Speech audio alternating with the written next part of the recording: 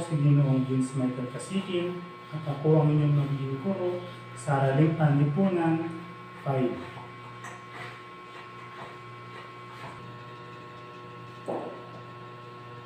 Ngayon, bago po tayo magsimula sa ating aralin, tayo muna ay manalangin. Kaya maaari mo bang paunahan ang ating panalangin ngayong araw? Kumayo po tayong lahat at tingin ang mensahe sa taas.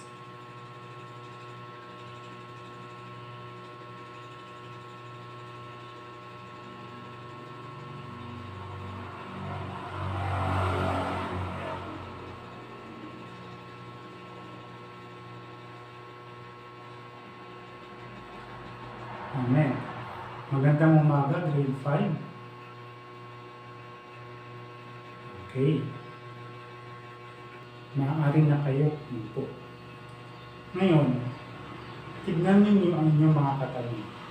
Mayroon ilan ba sa klase ngayong araw? Wala. Magaling. Ako ay natutuwa at lahat kayo ay kumpleto. Ngayon ay aking ipipresenta ang aking mga alituntunin sa loob ng klase. Narito ang aking mga alituntunin. Una, panatilihin ang katahimikan. Dapat kayo ay tahimik habang ako ay nagsasalita. Magsalita lamang o magtaas ng kamay kapag may tatanungin. Maliwanag po ba? Magaling. Ngayon, pangalawa, magtaas ng kamay kung may katanungan. Kapag kayo ay mayroong katanungan tungkol sa ating leksyon ngayong araw, maaari lamang itaas ang inyong kamay. Maliwanag po ba ang pangalawa? Ayos. At panghuli, makinig ng mabuti. Kailangan habang ako ay nagkasalita sa inyong harapan, ang inyong mga atensyon ay sa akin lamang. Kailangan ninyong makinig mabuti upang masagot ang mga katanungan na aking tatanungin pagkatapos ng ating leksyon. Lahat po ba'y maliwanag? Mabuti. Sana ay inyong intindihin lagi ang ating alituntunin. Ngayon naman, tayo ay magbabalik tanaw sa kung ano ang ating napag-aralan o tinalakay noong nakalaang araw.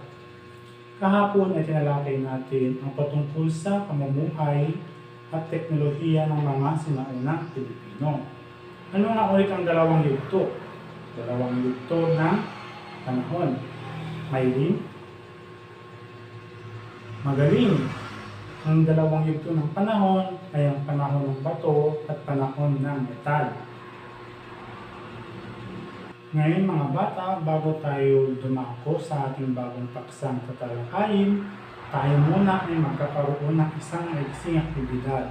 Tatawagin natin itong buuin mo ako. Ngayon, mayroon ditong mga larawan. Ang tanging gagawin niyo lamang ay ayusin, bubuuin ang mga letra upang makuha ang tamang kasagutan. Naintindihan po ba? Ngayon, maaari na kayong magsimula.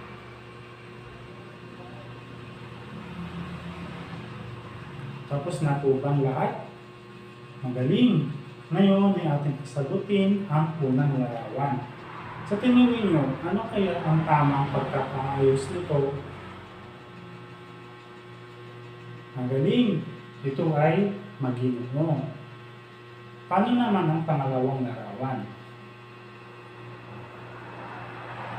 Magaling! Ang pangalawang larawan ay Maharlika. At ang panghuling larawan naman, magaling. Ang panghuling larawan ay Alipin. Ako ay tutuwa at tama ang lahat ng inyong kasagutan. Ngayon naman mga bata ay dumako tayo sa ating ikalawang aktibidad. Mayroon ulit akong ipapakitang mga larawan dito. At paghahambingin niyo lang kung saan ito matapat. Sa hanay A, ito ay ang mga larawan. Sa hanay B naman, nandito ang mga sagot. Katulad ng simpleng pamumuhay, maggarbong pamumuhay, at mahirap na pamumuhay. Maaari na muli kayong magsimulang sumagot.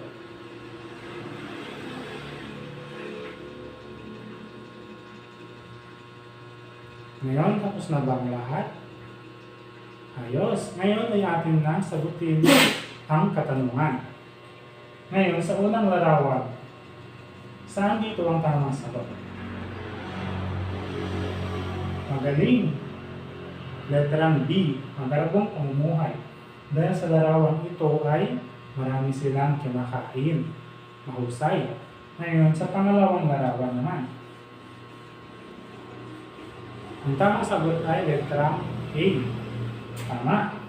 Dahil sa pangalawang larawan ay meron silang simpleng pamumuhay. At sa panghuling larawan naman, ang tamang sagot ay letra C. Panghihirap na pamumuhay. Dahil ang pamilyang ito ay kumakain lamang sa gilid ng kalsada. Tama lahat ng inyong sagot at gawin natin ng 5 palakpak. 1, 2, 3, 4, 5. Mahusay. Ngayon, ang mga aktibidad na ginawa natin kanina ay may kinalaman sa ating tatalakaying paksa ngayong araw. Ang paksa natin ngayong araw ay tungkol sa mga antas ng lipunan ng mga sinaunang Pilipino. Ngunit bago ang lahat, narito ang muna ang aking mga layunin. Una, natutukoy ang mga antas ng panlipunan. Pangalawa, ay isa sa puso ang kahalagahan ng mga antas ng panlipunan. At ang panghuli, ay kailangan din makibahagi sa mga gawain natin sa klase. Naunawaan po bang ating layunin ngayong araw? Mahusay. Ngayon ay magsimula na tayo sa ating bagong paksa. Ngayon, meron akong katanungan. Alam ba ninyo kung sino ang nanunod sa isang barangay?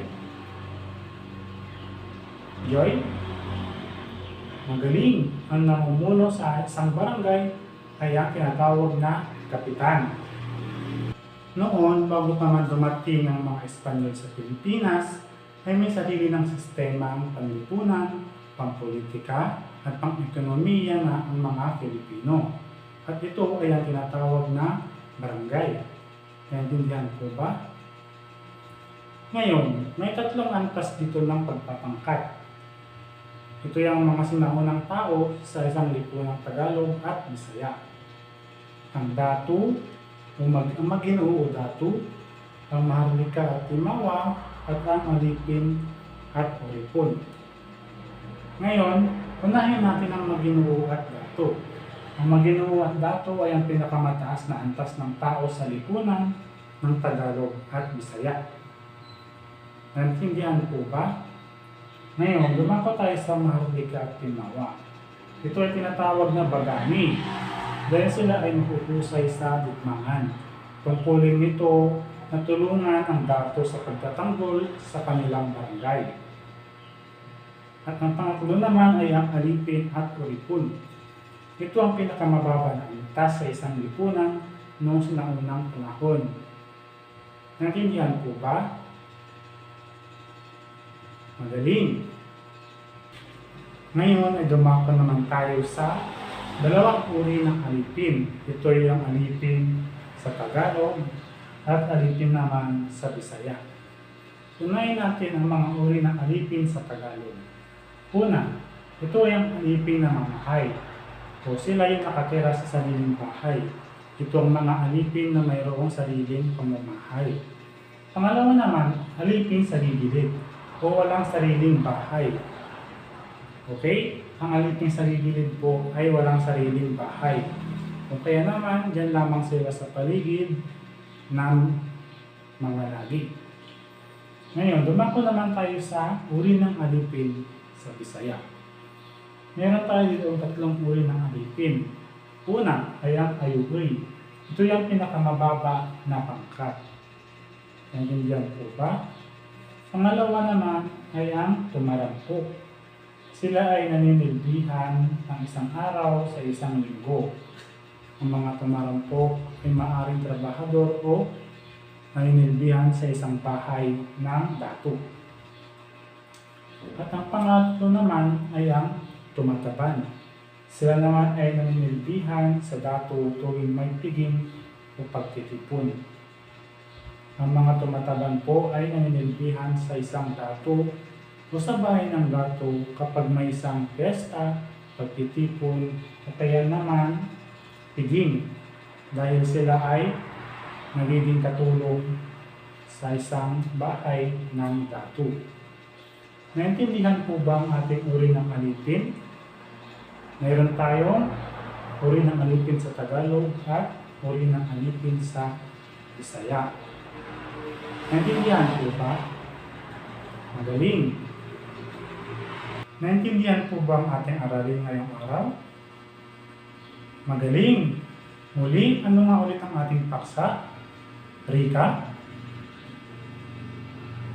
Magaling! Ang ating paksa ngayong araw ay ang mga antas panlipunan ng mga sinaunang Pilipino.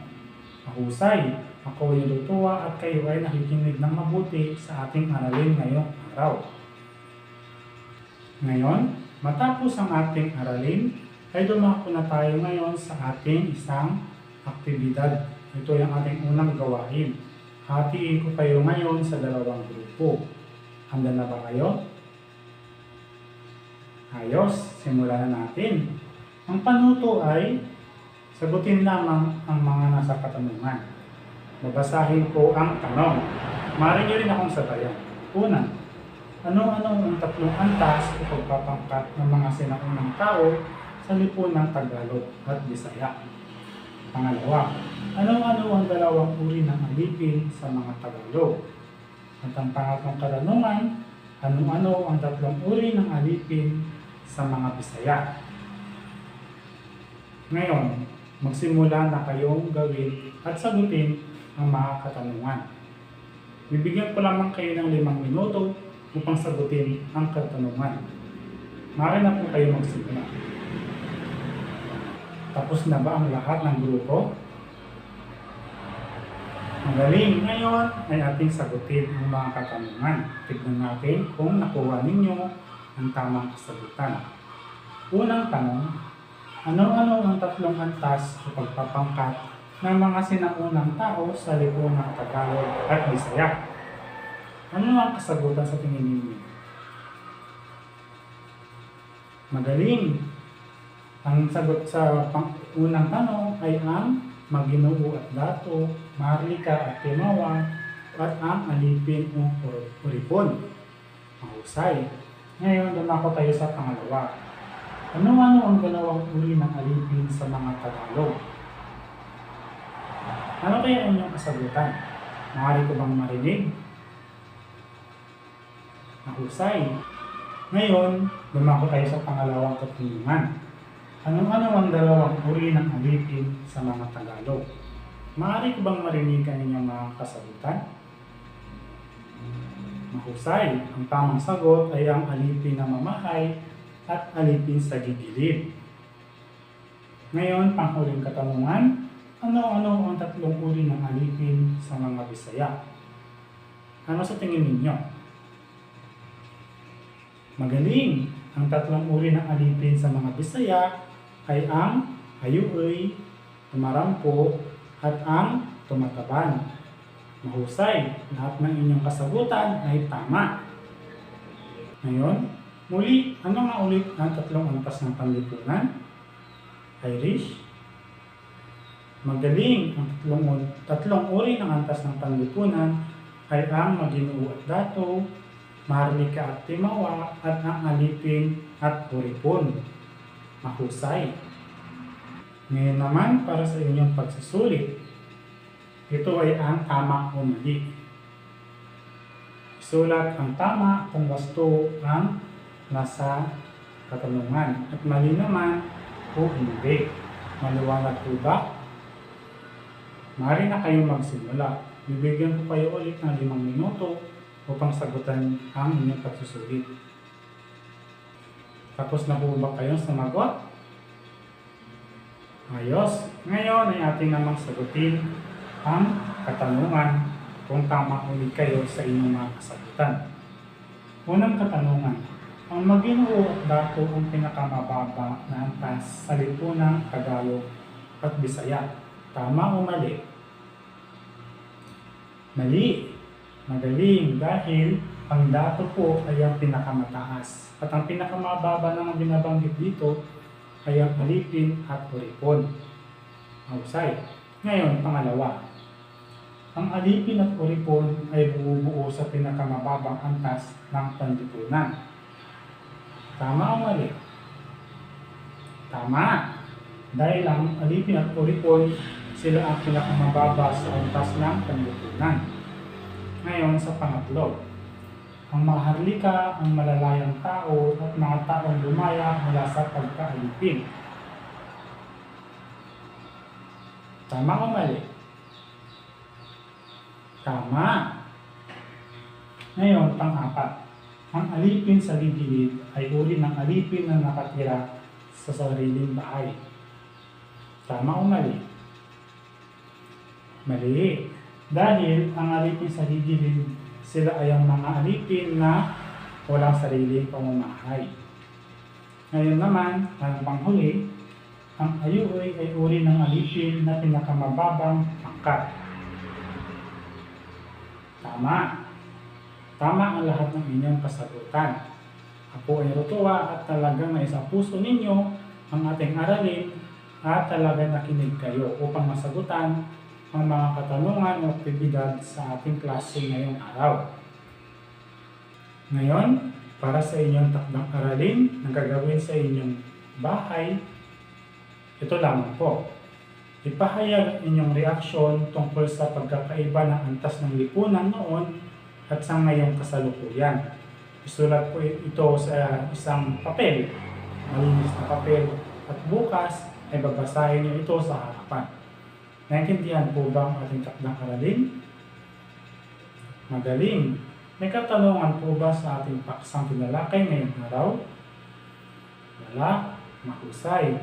Ngayon po ay maaari na po tayong tumayo at pakipulot ang mga kalat sa ilalim ng ating mesa. Muli, maraming salamat sa pakikinig at tayo ay magkikita-kita muli bukas.